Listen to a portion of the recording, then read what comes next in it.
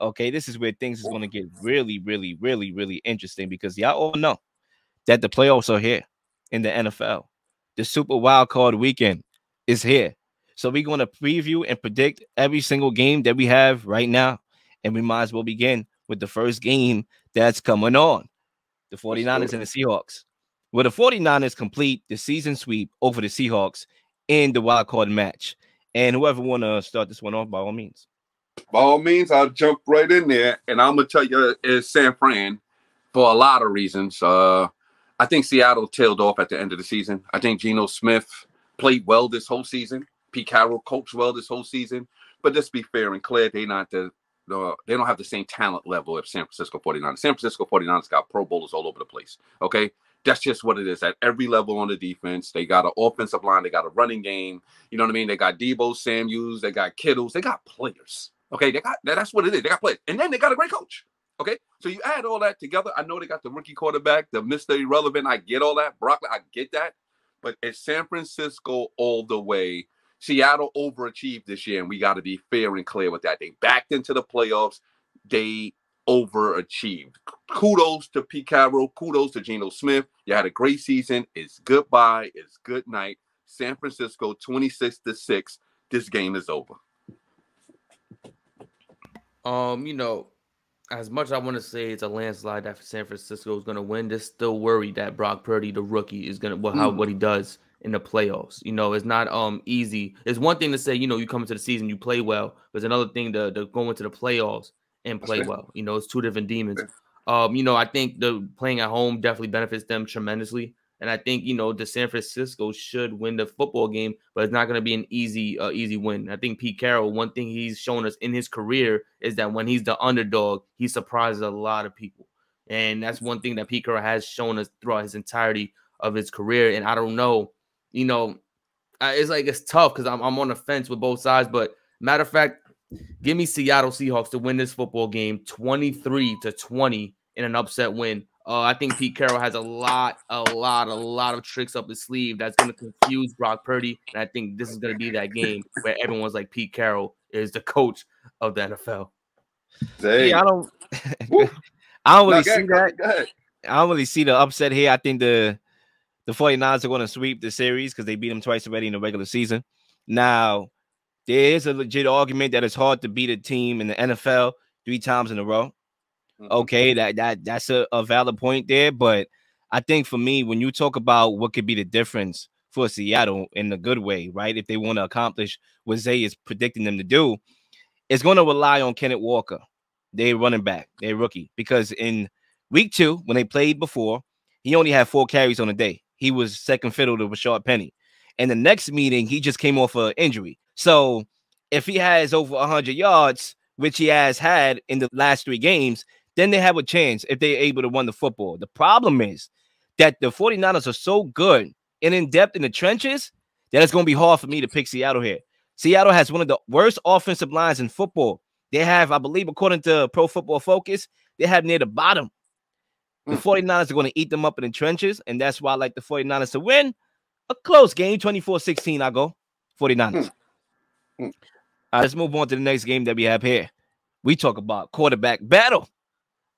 Trevor Lawrence versus Justin Herbert. Who wins? And Zay, who wins?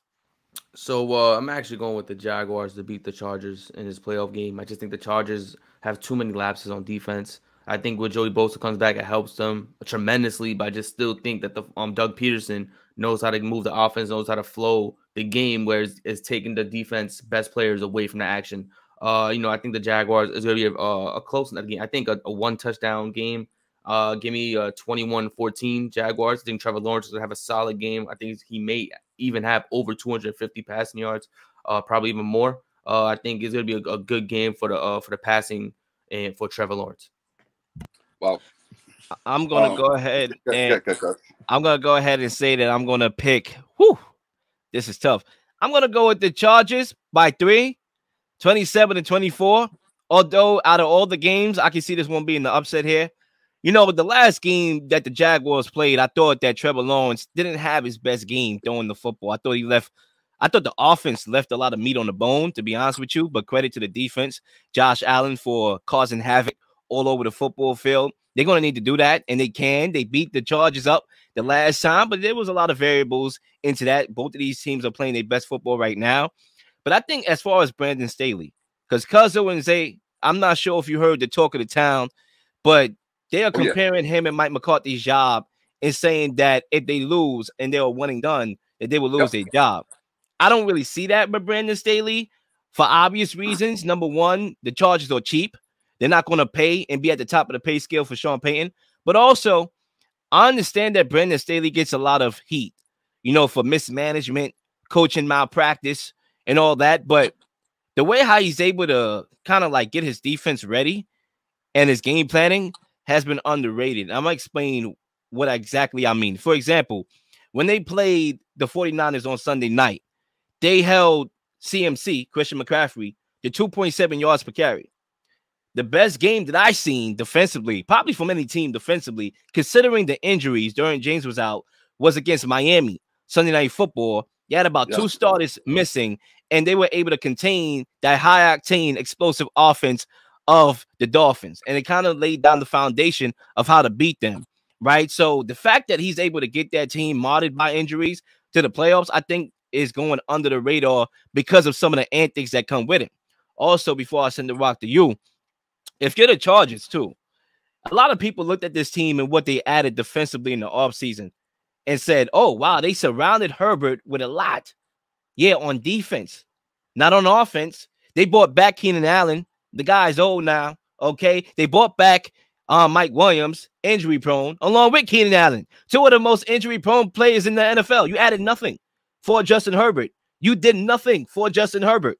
You brought back the OC and Joe Lombardi, who's terrible, for Justin Herbert. You brought everybody back. You can add another weapon or two here for Justin Herbert. But yeah, Justin Herbert and Brandon Staley was able to get this team into the dance, and that's why I like them to move on in advance. Woo! Okay, well, let's break the tie because I'm going Jaguars. I'm going Jacksonville. And it's had nothing to do with Justin Herbert. It have all to do with Brandon Staley. It have all to do with Doug Peterson. It's going to outcoach him. It's have all to do with coaching. And I believe he's going to get exposed. And I believe this Charger team is going to be on a hot seat to get him a new coach. Because I'm telling you right now, this is going to be the best thing that ever happened to Justin Herbert. They're going to get outcoached bad. I got the score 30-24. And Justin Herbert, without saying it, without being a disrupted employee, he's just going to show you the videotape. We got out coached, and I need a better coach. You talk about Mike Williams and Keenan Allen and Eckler. Yo, he got weapons. They got enough weapons for Justin Herbert and this team to be much better than where they at right now. They got enough. Eckler is a sensational player. So at the end of the day, yeah, we can say he do some little things. I'm not saying he's a horrible coach, but he's like one of those coaches that can just get you right to the water. You know what I mean? But he ain't going to get you to drink the water, okay? They need a coach, a Sean Payton, or a character like that, to bring them and drink that water. And this is going to be exposed on national television. This is going to be exposed for the world to see that you're not that type of coach. You're probably a coordinator, okay? I keep telling y'all, there's a lot of head coaches out here that is faking the funk what the head coach had on, and they should be on the other side as a coordinator. That's what he is. He's not a head coach, and that's fine, okay? And it's not just him. There's a lot of them. So half of the coaches in the NFL right now is probably coordinators. At the end of the day, Doug Peterson won a Super Bowl. Doug Peterson came to Jacksonville and turned around a dysfunctional franchise in 17 weeks. 17 weeks, he turned around his entire franchise. This franchise looks like they're going places. Trevor Lawrence looks like he's going places. And that's all because of coaching. That's all because of Doug Peterson. And that's why Jacksonville is going to win the game. And the Jacksonville is at home. And let's not forget, Jacksonville went to L.A. and beat L.A. And now they're at home. They'll beat them again. Yeah, I didn't like that last comparison because I think it's of irrelevance. The Jaguars after that game went on a losing streak. So that was a tale of two halves. The Chargers after that game went on a winning streak. So there's a lot of variables. I do hope that the outcome that you said actually happens. And, I say that with a big asterisk. I like both guys. I'm a Trevor Lawrence fan and a Justin Herbert fan, but for Trevor Lawrence, for Justin Herbert's long-term outlook, I do agree that Sean Payton is that guy, Hall of Fame coach, Hall of Fame quarterback. That's how you win Super Bowls. However, I'm not sure they're going to spend, and I'm not sure they're going to lose. Let's move on. Well, the Miami Dolphins quarterback, Skylar Thompson, do the impossible, and have him Impossible Burger at the end of the game after they beat the Buffalo Bills. Will that happen? And you know what? I guess I'll start this one off. I'm going to say, hell no. He's not going to do the impossible. Okay. I'm going to go with Buffalo by demolition. You know, I think it's going to be a massacre on Sunday. You know, look, Mike McDaniel, I want to talk about him because this game basically is going to come down to how well he can craft an offense and basically coach a perfect game. That's what he's going to have to do. He's going to have to coach a perfect game in order for the Dolphins to win. Now, the good thing about Tua not being there, and I can't even really say that's a good thing because we know why he's not there, but if you just know what I mean, the good thing about it is that Mike McDaniel can rush the football. Something his offense literally is built off of. It focuses on the running game. I don't know what happened this year. They ran away from that. He ran away from his number one dish, which is running the football, and I know why. Because they brought in Tyreek Hill, the stud, top 5 wide receiver in the league, and they feel that they have to pass the ball and give him the ball because they have so many weapons that they can throw to, so they got pass happy.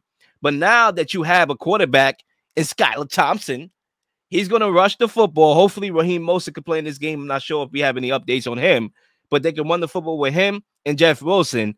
But needless to say, it's not going to put up the points that they need to succeed against Buffalo high-octane offense. So I'm going with Buffalo to win this game.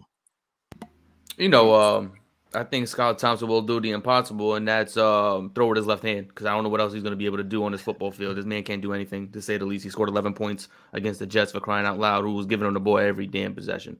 You know, I'm going to say this. I think the Buffalo Bills are going to be up 31-0 at the end of the first quarter, because this game is going to be it's going to be bad. It's going to be a horrible game to watch. They might even cut it off live. It's going to be that bad. Yeah, I don't give Skylar Thompson and the Dolphins a chance to do anything against this Buffalo Bills team. I know there's rumors that Hyde may be coming back on his defense. I know he was put on the practice squad. Don't know if that confirms him playing for the game, but he was taken off the injury reserve so that he could practice and possibly be back in the game. If the defense starts to get healthy, this Buffalo Bills team is going to be dynamic. I want to say, give me the Bills. Realistically, 42-7 final score. It's going to be, like Lil said, a demolition. You know, kids, close your eyes. It's going to be a sad day for a lot of Miami Dolphin fans. Listen, man, it's a sweep. Demolition is on the way. I wrote down the score, 37-10, and I'm being generous. And like you said, Jay, 31-0 seems very realistic, and then, you know, they scored at 10 points. This is easy, man. Buffalo got everything. Josh Allen is here. He's ready. I don't really want to even talk about the injury-prone Miami Dolphins. I really want to talk about these Buffalo Bills and what type of playoff run they're about to embark on, what they're about to do, the mindset of them, straight up win a Super Bowl. They Super Bowl or bust. I love the mindset. I think Josh Allen is geared up and ready to take that next step because he's tired. Okay, he's tired of this Patrick Mahomes character. Like, he's really tired of this dude. I'm doing it too. I'm running the ball. I'm throwing touchdowns. I'm doing my thing. I'm tired of this Patrick Mahomes dude. If they get to that, and I know I'm skipping, they get to the AFC Championship game, it's going to be a mutual field. That's a big thing for them. So they looking past this week. And that sometimes that could be dangerous, but they looking past this week. The Miami Dolphins don't have the talent or the coaching to compete with Buffalo. There's going to be a demolition. This is like a warm-up. Okay, this is all this is. It's almost like a warm-up. They probably won't even be playing the second half. And like I said, 37-10 Buffalo. You know what's crazy? Because I disagree in the sense that I don't really think that they're looking ahead. I think that the Damar Hamlin situation got them playing, got them focused hard, got them like, yo, we about to make a point here, right? And, you know, a lot of people talked about that little, you know, injury incident, and they was like, yo, that might come back and hurt them. Now, I actually think that's going to give them a light to play hard every night. And so, yeah, they're going to be dangerous. But my last point on that Tyreek Hill theory that I made about why McDaniel is rushing away from rushing the football is because you look at the numbers. He was targeted 165 times through 16 games, a career high. He wasn't even targeted like this on the Chiefs. But anyway, my final score is 31-10. I like Buffalo.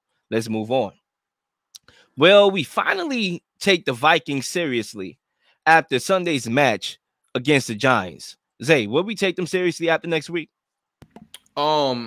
After next week, what you mean after next week? I think the Vikings are to lose. After next week, I don't. What you mean? I personally look. I've been saying it all season. I don't trust Kirk Cousins. I don't trust his Vikings. I don't trust the coach because the Vikings have shown us time and time again they fall in big moments. This is a team that hasn't won a big game since Casey Keenum left, and that says a lot. Since Diggs left, they don't achieve what they need to. This team definitely falters, and I think it's going to be telling on what this team does. This Vikings team has a terrible defense. Their defense is never in sync. No matter if they're all healthy, they're all hurt. They're just never in sync. The offense is issues because the person who stops Justin Jefferson is never the defense. It's Kirk Cousins himself. He's the one that stops Justin Jefferson from going off, from getting big yardage games, getting big touchdown games. It's difficult to really be on the Vikings side when Kirk Cousins is your quarterback and he has a disappearing act he does at the end of each season. This man does it all the time. He is really the new age Jay Cutler. This man does not show up when you need him the most. He is not the leader in the locker room when you need him the most. So I'm going, and especially since the Vikings played the Giants early in the season and they won by a 61-yard field goal. Like, who the hell is kicking 61-yard field goals? I guess he is. But listen, I think the Giants are going to win by literally a field goal this time around. Give me the score 23-20. I think Daniel Jones is going to have a great game against his Vikings defense. And, I have more to say about that in my 99 cents. But it's going to be a lot going on for this game. But I have the Giants winning this game against Minnesota. Yo, really quick, cousin. Zay, I got the exact score, bro. I actually want to show you that I wrote this down. 23-20 Giants. I don't know if you want to jump in, cousin, and then I go afterwards, or I could just take you can carry it on. All right, I carried on. Yes, Zay, I'm on board. Minnesota, but we won't believe in these cats. I never believed in them, okay? What they record is 13-4. Never believed in them. Think about this. They got a 13-4 record, and their opponents for the season outscored them. Okay, think about that. You know what I mean? You won 13 games, only lost 4, and your opponents outscored you. You know how many close games you probably say, well, that's a great thing. They know how to win close games. No, they had a lot of balls bounce their way this year. 61-yard field goal to beat the Giants, like you just said, Zay. This is not a team. I don't believe in Kirk Cousins. No. Now, Danny Dimes, Saquon Barkley, people buried them 2-3 years ago. They buried Saquon Barkley. He's finished. He's done. He's injured. He's done. Danny Dimes can't throw a lick. He's finished. This is the time. When you said playoffs is about legacy, this is the time where Saquon Barkley, Danny Dimes is going to really get into the hearts of the New York Giant fanmanship. Because when you win playoff games as a Giants or the Giants fan base, they love the mess out of you. And this is going to be where Danny Dimes get his bag, okay, because he's going to get paid off of this right here. He's going to win a playoff game. Might just be one, but he's going to win a playoff game on the road. Sound like Eli Manning, because every time he won his Super Bowls, it was on the road. So at the end of the day, Danny Dimes, Saquon Barkley, 23-20, Minnesota, they're done. We won't be talking about them next week. Yeah, I'm going to respectfully disagree. I think there's this narrative and notion that the Vikings are the most fraudulent team in the NFL. And, I can see the arguments, and we could bring out the stats about the negative point differential, despite being 13-4. But I think the more eye-popping stat is the fact that they're great in situational football, 11-0 in close games. That tells me something. More than likely, you're not going to win by a blowout, or you might not get blowed out, depending on who you play in the playoffs. These games are going to be close. So I'm going to take that experience in situational football and let them win this game and pick them to win this game, And I think if you're the Vikings, if you can hold Saquon Barkley to less than 100 yards, you're going to win this game. Like I said, you're known as the frauds. But if we're being honest, who are the Giants actually fooling? They have no talent. We know that.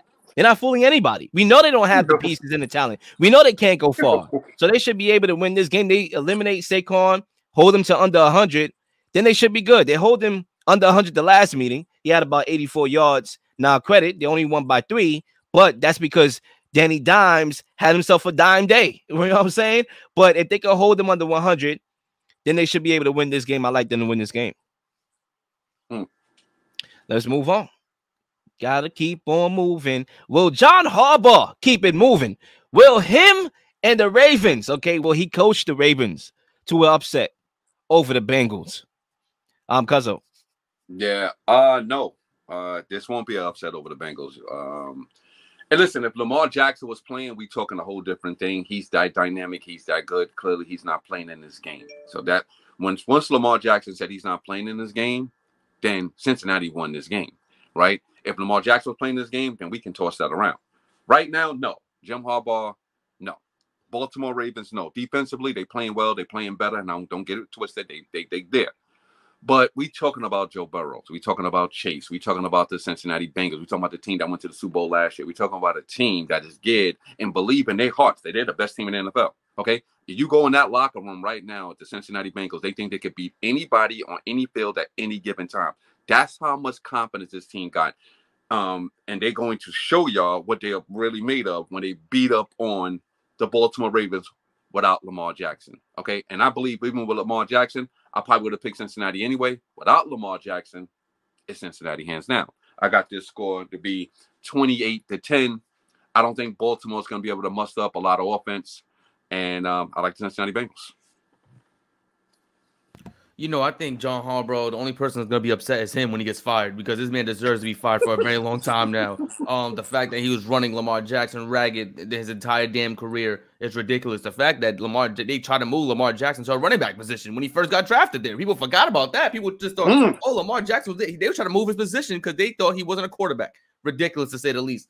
You know, I think Cincinnati's going to destroy them. I just think the Ravens are not set to compete with the Bengals, fully healthy, ready to go. Joe Burrow knows he's in the playoffs. He's in a different mode, a different zen in the playoffs. This is a guy who almost took a championship last year against the Rams. It was almost literally a play away that could have won that game for them.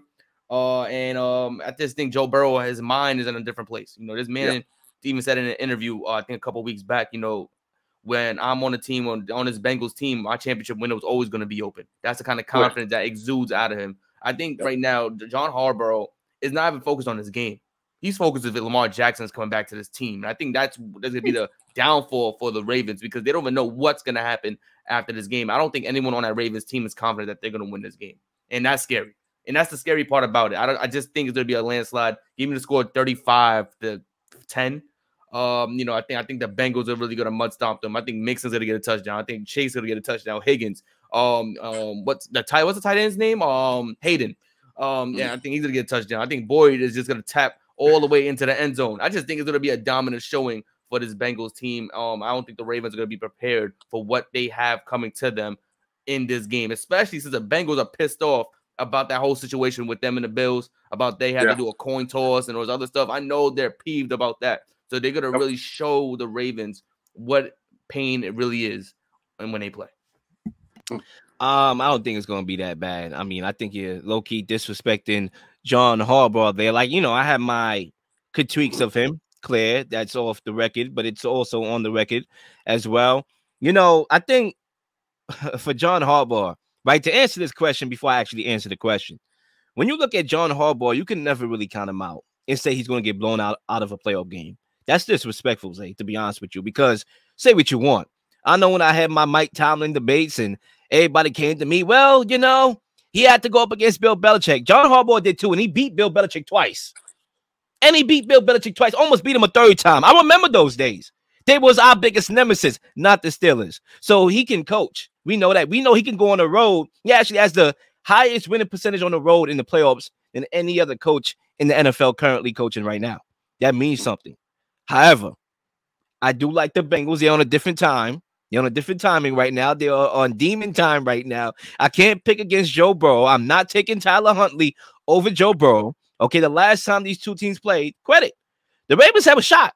Their defense held the Bengals to 215 yards, which, you know, you would say 215, that's decent. Yeah, for the Bengals, that's bad for the Bengals. 215 for this high-octane offense on 42 pass attempts from Joe Burrow.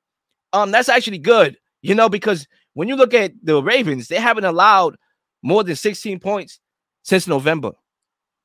Their defense have turned the corner with the addition of Roquan Smith. They ranked 20 points per game allowed 20 points per game allowed, and 24th in yards per game prior to his addition. Now they are ranked second in both categories, so they can win this game off of defense. However, I think in a close game, final drive, I'm taking Joe Burrow, top 3 quarterback in this league, and I got the Bengals winning this game. I'll say 24-17. Let's move on. Let's move it on. We got the final game here. We have to save the best for last. Here, okay. Tom Brady versus Dak Prescott. Who's under more pressure? Okay, against the Buccaneers. Is it Mike McCarthy or Dak Prescott? Now I want to start up there before we give our predictions. Who's under the most pressure? Mike McCarthy or Dak Prescott? Cuzzo. Mike McCarthy. He could get fired, and that's as simple as that. Dak Prescott is under pressure, but he ain't going nowhere. He's under contract. Zay? I actually was going to go with Dak Prescott. There's a notion that Dak Prescott can't be a quarterback in his league, at least a starter. I think, there's a notion that he's been given all the tools and assets to succeed on Dallas, and he has yet to do anything and to achieve anything on his team. So I think Dak Prescott actually has the most pressure to show that he could win against the best of them, and why not against a Buccaneers defense who's been playing outstanding the last couple weeks of the season going into the playoffs. I'm going to break the tie here. I'm going to agree with him. Who's him? I'm going to agree with Zay. That's the him I'm going to agree with. Now, Cuzzo, you made a solid point. We all know that coaches' jobs are not guaranteed, compared to quarterbacks, especially what the Cowboys deem to be a franchise quarterback. They see him that way. I don't. I see him as the most overrated quarterback in the league. However, I think Dak Prescott is losing confidence, and that's pivotal. Right now, this man has 15 interceptions on the year, despite missing 5 games. I think this is a confidence thing now. He can go into this game and not be confident. And if you ask any quarterback or any media head which quarterback is under the most pressure, that's Dak Prescott. When you talk about coaches, you can argue Brandon Staley, you said it before, and Mike McCarthy in the same branch. But Dak Prescott, he's on the island by himself. He's under the most pressure because it's time for him to show that he is that guy, right? Even though I know he's not. He's the Santa Claus of the NFL. He's always giving away the ball, to everybody. And I think against this Buccaneers opportunistic defense, it could be very problematic. So I'm going to go with Dak Prescott here. And as far as my prediction for the game, I'm going to take the Buccaneers to win this game. I'm going to give a cheesy score of 24-17. The reason why is because I do think we are getting some reinforcements on our offensive line back. Hopefully Ryan Jensen can go.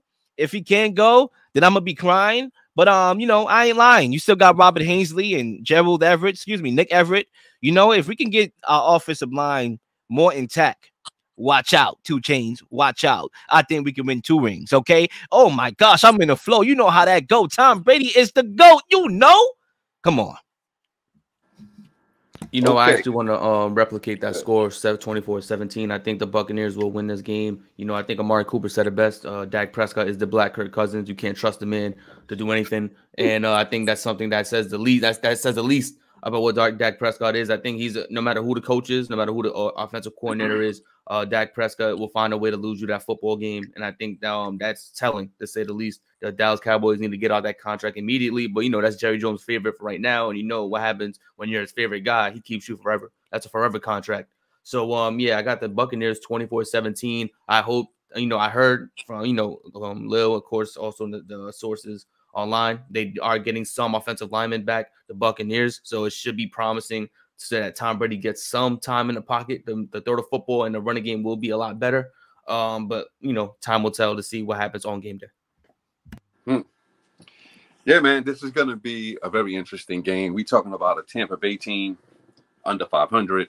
Yes, they're at home, a Dallas team that won 12 games, and everybody been picking them defense, Michael Parsons, and all of these things they got going on. But let's break it down for real. And for real it is, this game is set up on Monday Night Football for another spectacular performance from Tom Brady. This is what's going to happen. I'm going to break this down to y'all. Okay, as Dallas going to play well, I think this game is going to be close. I think it's going to be tight. And as the Dallas get the lead in the fourth quarter, Dak Prescott shows that he can play under pressure and take the lead over Tom Brady in the fourth quarter, 27-21, leaving Tom Brady, something around 2 minutes. And Tom Brady does what he always do. I think the man got, 43 comebacks in his playoff career or his career, whatever. He got 43 comebacks in his career, whatever all these numbers he got. He's going to do it again, just like he always do. He's going to drive them all the way down, score a touchdown, and this score will be 28-27, Tampa Bay on Monday night. Stage set up for Tom Brady to show his greatness once again. 45 years old, 46 years old, 47, 48. It doesn't matter how old he is. He's still going to do it. And Dallas Cowboys fans, Dallas Cowboys team, Dallas Cowboy owner is going to do what they do every single year. Cry and say next year is our year. That's all. That's what's going to happen. Absolutely. And it's crazy. I'm not really fond of our coaching, but it's good to have another coach that's not really a great coach on the other sideline. It makes me feel better about this game. And I think the Buccaneers, they found a formula to win. Like I said, I don't know how stable that formula is right now, but it's defense, keep the game close to 2 minutes and let us get the ball in Tom Brady's hands with the ball last and run that 2 minute offense, no huddle, and win the game that way. Absolutely. Simple. Absolutely.